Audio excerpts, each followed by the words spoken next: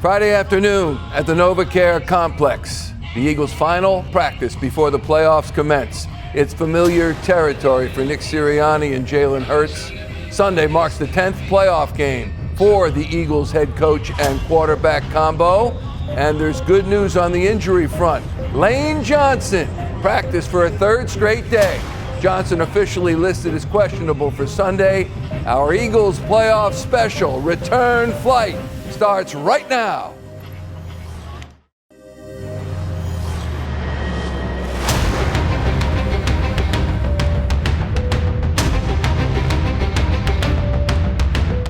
The second season is here. Playoff football is upon us as we welcome you to our Eagles playoff special return flight presented by Toyota, official automotive partner of the NFL. Barrett Brooks, Michael Barkan, Brian Baldinger in a moment. We've named it Return Flight because the birds are flying to return to the Super Bowl, and it begins Sunday against San Francisco, a clash of NFC titans. Either the Eagles or Niners have represented the NFC in 5 of the last 8 Super Bowls. Barrett, when you sized up Sunday's wild card showdown, what's the first thing that entered your mind? Physicality. You think of the 49ers and the Eagles, probably have the most physical games you could have, and I believe this is the most physical team's going to win this game, and I'm looking forward to seeing this Sunday.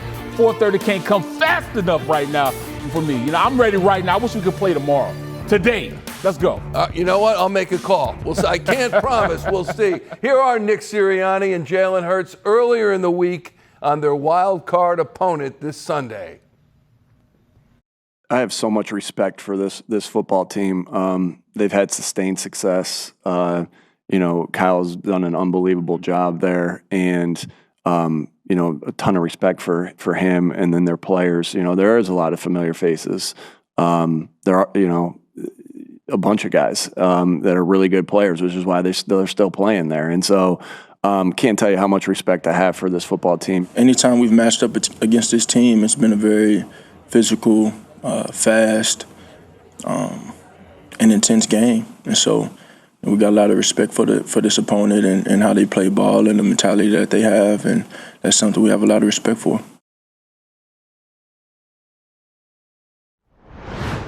A lot of respect for this man right here. We're joined by NFL Network analyst and former Eagle Brian Baldinger. Baldy, we'll get to some of the key storylines in Sunday's game in a moment. But first, give us your big picture overview of this matchup between the Eagles and Niners. Very familiar with one another. San Francisco has undergone a lot of changes because of personnel. But, coaching the defense is Robert Saleh, who was a head coach of the Jets, came back after he was released and took over the play calling duties in defense, and they have responded. They play extremely hard for him. And then Kyle Shanahan is just one of the great game planners that we have seen over the last decade, and he's got a quarterback that really understands what he wants to do. And so those are some of the challenges. A defense that's going to play hard and an offense that has great game planning ability to attack weaknesses of yours. And both teams, Baldy, expected to get a big boost on the offensive line. Lane Johnson practiced all week. He's officially listed as questionable. Trent Williams for the Niners also listed as questionable. One, do you expect these two players to play? And if so, what type of impact will they have?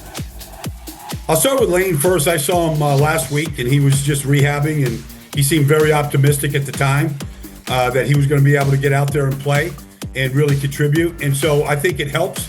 It would really help the Eagles because then Fred Johnson could go to his role as kind of the third tight end. And, for Trent Williams, San Francisco did not look the same last week in the loss to Seattle. Trent got hurt and early in that game on the first play and sat out the rest of the game. And so I think that this is a game where, they're a much better team when he's in the lineup. I don't know what percent he's going to be. A hamstring is a hamstring on a 37-year-old, player. It can be bothersome. He might have the same power that he normally has, but the old saying, Mike, that the problem with experience is by the time you get enough of it, you're too old to enjoy it. Well, Trent can still enjoy it because of the experience he has and knows how to play around restrictions that he might have.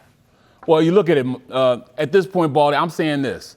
You got a defense that right now, I mean, these guys are held together by a thread. Everybody's hurt on that defense. You got Bosa out, Warner's out, now Bethune's out, the second or third team linebacker. How does this offense fit going against this defense? We haven't been on, the same page throughout this season. How do you think they're going to look? Are they going to open it up a little bit? What do you see specifically from them to take advantage of this defense? Well, they only have 20 sacks in 17 games this year, Barrett. They don't have much of a pass rush. Former Eagle Bryce Huff is their best pass rusher. And, he's a part-time player. He's not an every-down player. They get the most out of him. They'll run their stunts. They'll run their twist stunts up front to try and pressure Jalen Hurts right there. But really, they're a bend-but-don't-break defense right now. They're just trying not to give up the big plays, but they're vulnerable in a lot of areas. At linebacker, if you want to put Saquon on them.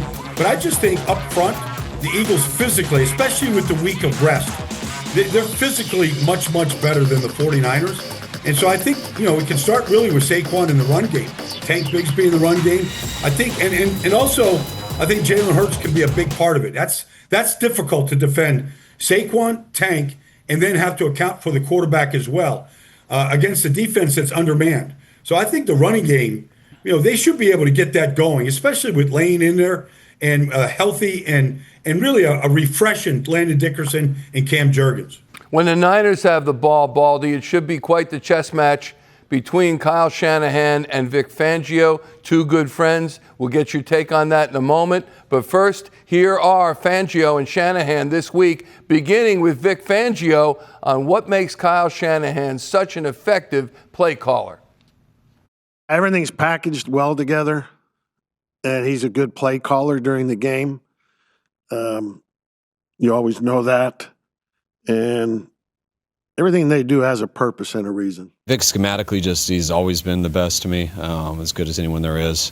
Has a very sound scheme that he doesn't need to change up very much. It just naturally changes with how he does his coverages, how he does his fronts, the personnel groupings he does.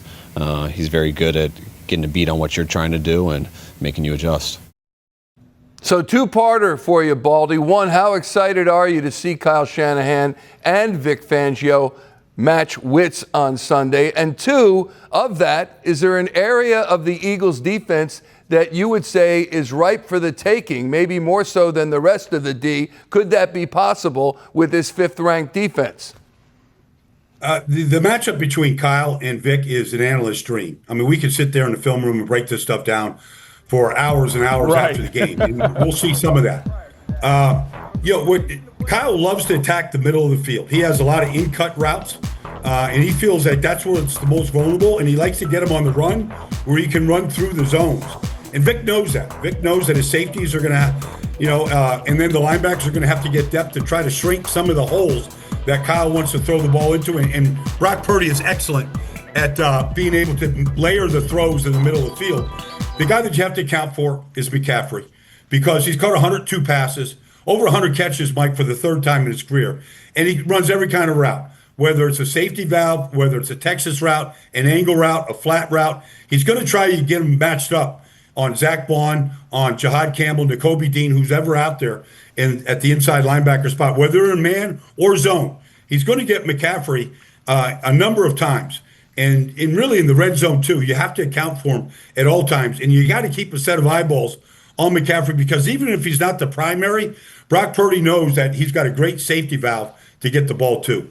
Well, Baldy, I know you watch just as much film as I watch, and the X factor as far as, the three guys are going to get it. You got, McCaffrey.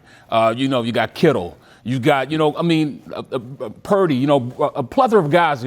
Who's your X factor? Who's got to take the game over for them to really make an impact on Vic Fangio's defense? Well, I think there's two, actually. One, Ricky Pearsall, who has not caught a touchdown pass this year. He's been in and out of the lineup with injuries. But when he's on the field, he's a great route runner, and he separates really well. Like, that's one guy. But Jake Tongas, when Kittle got injured this year and missed some time, Tonga stepped up. He's got 5 touchdown catches now, and you have to keep your eyes on him. He's a very good receiver. He was a free agent, undrafted kid, but he's taking advantage of his playing time. He's their tight end number 2. Yeah. And so I say Jake Tongas, especially in the red zone, is a guy that you have to account for. Brian Baldinger joining us from the Hula Bowl in Daytona. Yes. I don't know if you see too many grass skirts in Daytona, but okay. The Hula Bowl in Daytona. Buddy, we love when you're on, Barrett and I. Thanks so much. Appreciate you, Baldy. We'll talk to you soon. My pleasure, Mike and Barrett. Enjoy the game this weekend. It's going to be a lot of fun, guys. Thank you very much. We'll talk to you next week. Brian Baldinger joining us. A Rap 4 Things to Know presented by Toyota. Sunday will be the third postseason meeting between these two teams. The Niners took down the Birds in the 1996 wild card game, 14-0. Birds got the revenge 26 years later, drubbing San Fran in the 2023 NFC Championship game, 31-7. Brock Purdy exited that game after the first drive with an elbow injury. Independence Blue Cross brings us quarterback comparison. Brock Purdy and Jalen Hurts, two relatively young players with a lot of playoff experience, postseason numbers. With more on these two signal callers, here's Dave Zangaro and Reuben Frank from the NovaCare Complex. When the Eagles host the 49ers on Sunday, it's a battle between two quarterbacks with a lot of playoff experience. This will be Jalen Hurts' 10th playoff game, Brock Purdy's 7th. Rube, we'll start with Brock Purdy. What do you expect from him in this game? Yeah, he's a quarterback who he will put the ball up for grabs. He'll throw interceptions, but for the most part, he's efficient. He doesn't really get the ball down the field a ton. He throws to the backs or the back and the tight end. He's got elite guys at those spots, and he's a smart guy. He's elusive in the pocket. He's very good pocket presence, awareness. He slips out of would-be sacks all the time. He's a tough guy to bring down, and he keeps his eyes down the field when he's moving around in the pocket. He's always looking to throw, not looking to run, although he can run a little bit. So just a smart guy, doesn't make a ton of mistakes, and it'll be a big challenge. It will be. I think that the thing that has changed with him is early in his career, he was so good at just being efficient, running that Shanahan offense, but in recent years, he does make those off-schedule plays. It adds a dynamic to that offense. The Eagles have to be aware of that. At times this season, scrambling quarterbacks have beaten them, so they have to know that going into this game, there's a chance Purdy's going to take off. They have to be ready for it. Let's flip to the other side. Jalen Hurts, the more experienced quarterback in this battle, the Super Bowl MVP. What do you expect from him going into the playoffs? Yeah, and it's interesting because these two quarterbacks have the two best one-loss records in the playoffs this year. Purdy's 4-2 and Jalen's 6-3. Highest winning percentages of all the quarterbacks in the postseason. But I expect more of the same from Jalen. He's been a better postseason quarterback in his career than regular season quarterback. And it's close, but he's just so efficient. He doesn't make a lot of mistakes. He's only thrown one interception since that Tampa game in 21 in the postseason. So he's just a guy who's making plays, and it's rare to see a guy who really raises his level in the biggest moments when the lights are the brightest, and he's always been able to do that. The Super Bowls, maybe two of his best games ever, and NFC Championship game. He's always been good in the playoffs, and I don't expect anything to change. He's a guy that doesn't shrink from the moment. He's a guy who's very prideful about how good he is in these big moments. How about running the football, though? We haven't really seen the QB run game be a part of what the Eagles do all season. I have a suspicion they're going to break it out in the playoffs. Yeah, I think it's time to take the shrink wrap off Jalen and let him go, because he's only run 5.5 times per game this year, which is a career low by far. He's averaged 8.5 coming into this season. Now they kept him healthy, and I think that might have been part of the reason they didn't run him as much. Get him to the starting line of the postseason healthy, which in the past has been an issue. So I expect more. He's been a really productive, efficient runner in the postseason in his career. A couple 70-yard games in the Super Bowls, and yeah, I think we'll see him take off on scheduled plays and unscheduled plays. I do too, and we'll find out soon enough. There's insiders, and there's Dave and Reuben. We thank you. Barrett Brooks, neither Brock Purdy nor Jalen Hurts will be phased by the playoff stage. No, they won't. What do you expect from these two quarterbacks? The two of the most effective quarterbacks in the league as far as not making turnovers. And, like it or not, their skill set is one that when they don't make mistakes, they're athletic enough to go make plays. And Jalen Hurts definitely needs to step in and be that +1 factor in the run game. His moving around. But Purdy's the exact opposite. His +1 is him going out there, and when he's, trying to evade pressure, he's still looking down the field and trying to push the ball down the field. He's not a big-time athlete, but I tell you what, he knows how to get away from pressure, how to sidestep people in the pocket, and really be effective at getting the ball down the field. He knows exactly where his weapons are, and he's great at executing and getting it to those weapons. He sees guys, CMC running down the field or Kittle down the field or use tech, check it over in the flat.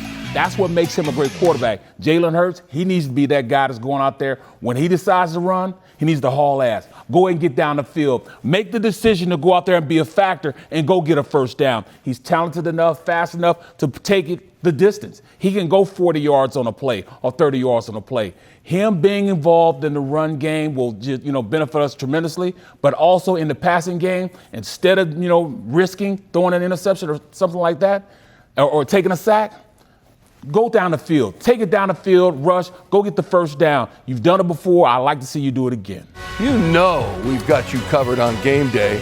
Sunday's pregame coverage on NBC Sports Philadelphia kicks off at 3 o'clock with Birds Huddle Game Day, followed by Eagles pregame live at 3:30. Then when the clock hits 0, flip it over to NBC Sports Philadelphia Plus channel for Eagles postgame live. Our electrifying moment is presented by Toyota. Saquon Barkley, nothing short of electrifying in 3 playoff games at Lincoln Financial Field last January. Barkley averaged more than 147 rushing yards in wins over the Packers, Rams, and Commanders. 6.7 yards per carry and 5 touchdowns in those 3 games. That brings us to On the Run, presented by Duncan. America runs on Duncan. 2 of the best running backs in football take center stage at the Link on Sunday. The Niners' Christian McCaffrey and the Eagles' Saquon Barkley, rushing numbers similar, but McCaffrey had a significant edge in receiving yards and total touchdowns. Here's Saquon on squaring off against CMC. I'm a fan of the position, and I study all of them, and I give my hats off to him. He's one of the best to ever do it, to be completely honest. There's nothing he can't do. He can run the ball, he can catch the ball. Literally, he's all-purpose back, probably one of the best all-purpose backs to ever do it.